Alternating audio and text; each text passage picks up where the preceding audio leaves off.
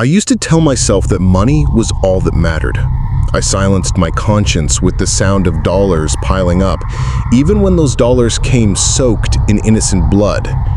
I was an abortion doctor, and every life I ended was just another figure on my bank statement. I thought I was untouchable, powerful, even successful, but inside, I was hollow.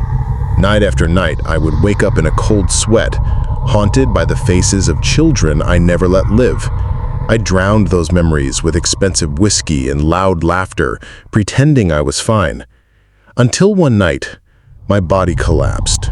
My chest locked up like it was caught in a vice. My breath was stolen from me, and darkness rushed in. I thought I was just passing out, but I was wrong. I was about to step into a place darker and more terrifying than I had ever believed existed. And that night, I found out where chasing money and ignoring God had really taken me. Before I continue, I just want to take a quick moment to thank every single one of you watching this channel. If you are already subscribed, I deeply appreciate your support. If you are new or returning and have not subscribed yet, I cannot wait for you to hit that subscribe button. It really serves as the fuel and energy that keeps this channel alive and spreading these stories. Also, please do not forget to engage by dropping your thoughts in the comments and share this with someone who might need it. Now, let me take you deeper into my story. My name is Edgar, and I'm in my early 50s. I was born and raised in North Dakota. I grew up in a small town where church bells rang on Sundays, but to me, God was distant. As a boy, I sat through sermons, but I only heard words, never conviction. By the time I was a teenager, I had already decided that religion was a tool for weak people. I wanted power, money, and respect. In the late 1990s, I went through medical school and later specialized. It was in the early 2000s that I started working in clinics where abortion was not just a service, it was a business. I found my niche there. The money came fast, and so did the reputation. I became known as someone who could do it quickly, without questions and without mercy. At first, I told myself I was helping women, giving them a choice, offering them freedom. But deep down, I knew I was lying to myself. There were nights when I could not look in the mirror. I drowned that shame in luxury, cars, houses, expensive vacations, and meaningless relationships.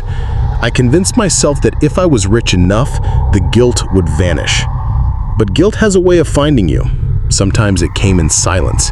Sometimes in dreams where I heard babies crying in the distance, voices echoing in my head asking why. I laughed it off during the day, but in the quiet of the night, I could not escape it. Still, I pressed on, performing procedure after procedure, counting each one as a step toward the wealth I thought I needed. My view of God? He was irrelevant to me. I scoffed at people who prayed. I mocked those who spoke about eternity. I told myself if there is a God, He doesn't care what I do. And if there is a hell, it's just a story to scare children. But on one particular night, in the middle of winter, my life came crashing down. I was at home, alone, drinking more than I should. Suddenly, a sharp pain shot through my chest. I tried to stand, but my legs gave way. My vision blurred, the room spun, and the air grew thin. My hands clawed at my chest, but it was no use. My heart was failing me. I fell to the floor, gasping, eyes wide in terror. I felt the coldness creeping in, heavier than any fear I had ever known before. That was the night my soul was torn from my body. And that was the night I discovered that hell is not a metaphor. The moment I collapsed on my living room floor, I thought it would all fade into silence, but it did not. I became painfully aware of something strange. I was looking down at my own body.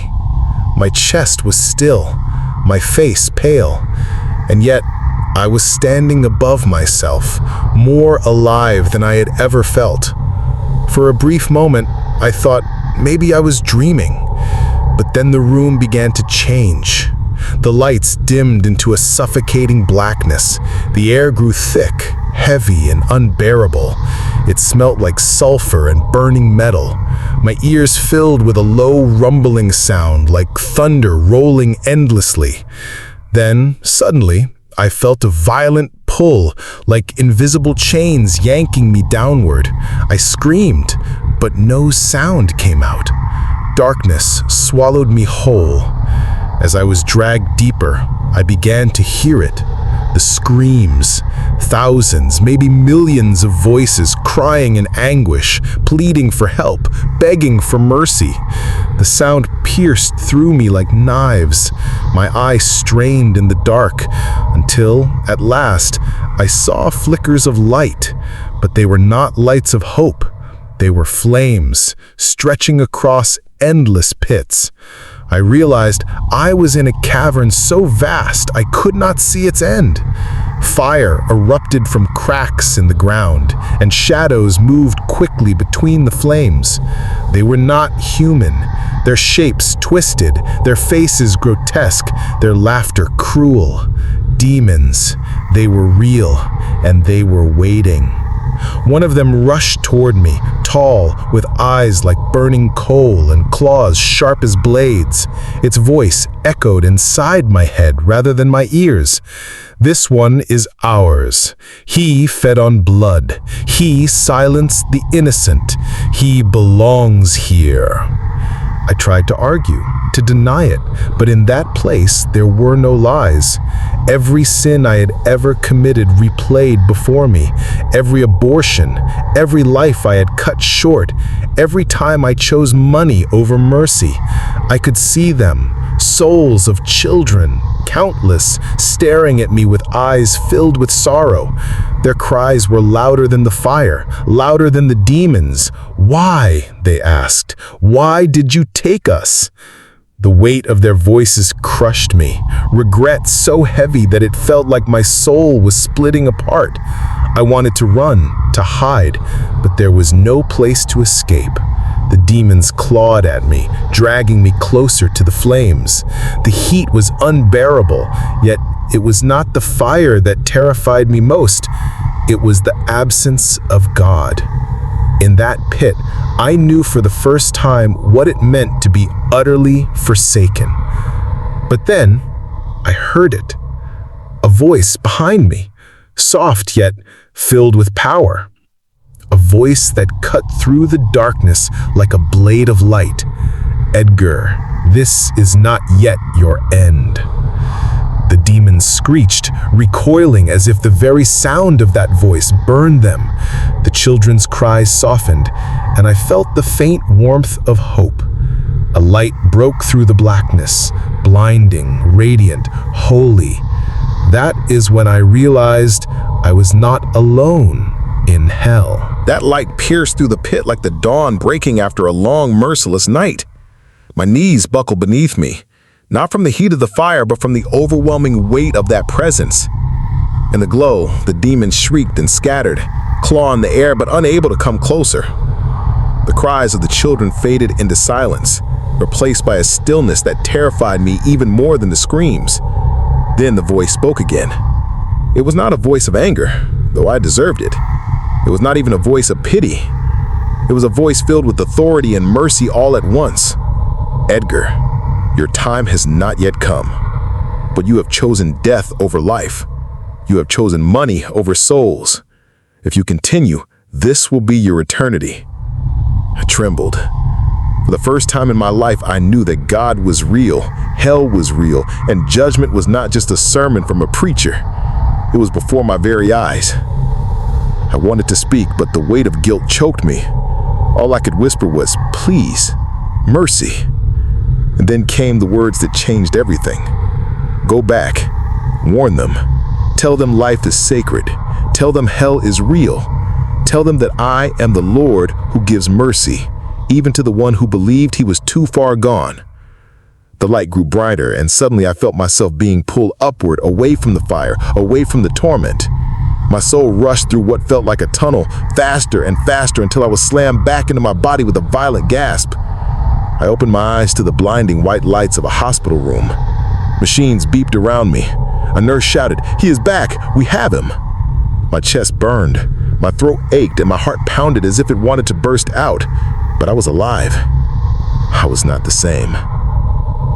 The days that followed were filled with silence and reflection. I could not return to my old life, not after what I had seen. The clinic I once owned became unbearable to me. The instruments that had made me wealthy now looked like weapons of death.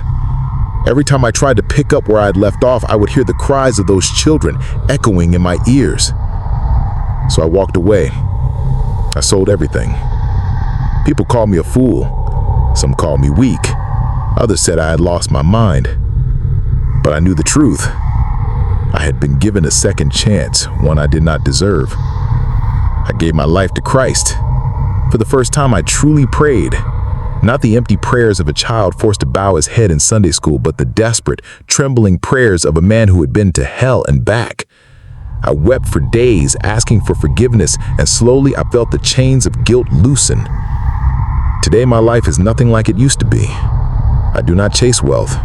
I do not seek applause. I share my story because I have been commanded to warn others. I speak in churches. I sit with young people and I tell them, hell is not a story. It is a destination, and every choice you make draws you closer to one eternity or the other. I remind them, every soul matters to God. Every life, no matter how small, is sacred. I'm not proud of my past. In fact, it still brings me pain. But I am grateful for the mercy of God that pulled me out of the flames. I should be in hell right now, but instead I'm here, speaking to you, begging you to take eternity seriously. To every sinner watching this, I beg you, repent while you still have breath. Do not gamble with your soul like I did. To every believer, remember that eternity is real. Prayer still works, God still speaks, and yes, hell is real, just as real as heaven. Friend, do not wait until death to find out. Before we end, I want to ask you directly, what do you believe happens after death? Do you feel God warning you in some way right now to change direction? Drop your answers and reactions in the comments. I would love to hear your thoughts. Please like this video, share it with someone who needs to hear it, and subscribe to this channel. Your support will help spread this message far and wide to people who may be on the edge of eternity. My name is Edgar. I was an abortion doctor who chose money over souls.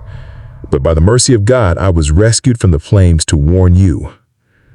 Take my story seriously, because hell is not a place you want to see for yourself.